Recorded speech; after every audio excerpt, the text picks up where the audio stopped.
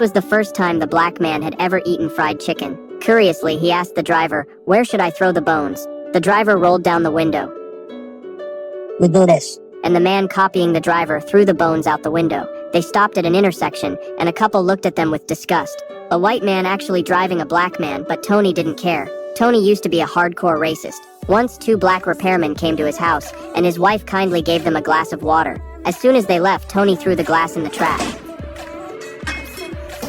Not long after, Tony lost his job, and his family lost their source of income. He entered a cooking contest, and came home to tell his wife, "I won $50, but this isn't a long-term solution." One day, a friend told him about a job opening. A pianist was looking for a driver, and Tony got excited, until he found out his employer was black.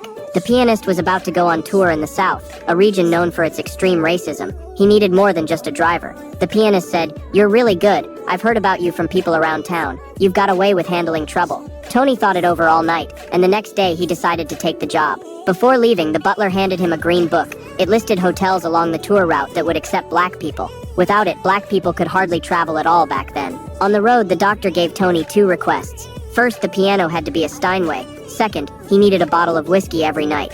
When they reached their first stop, the doctor reminded Tony to watch his language because their audience was high society. Tony wasn't fond of restrictions. Once the concert started, the doctor's astonishing performance moved everyone, even Tony. But after the show, Tony was on the ground gambling. The doctor asked him, "If you need money, come see me." Tony replied, "There's more satisfaction in money. I win myself." The doctor asked, "What if you lose?"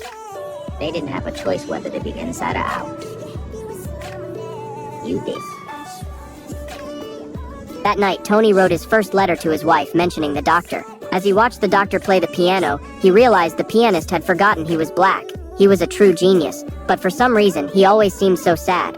The next day, they arrived at their next stop. When Tony checked the venue, he found an old broken-down piano covered in trash. He asked the staff, "Where's the Steinway you promised?" One of them sneered.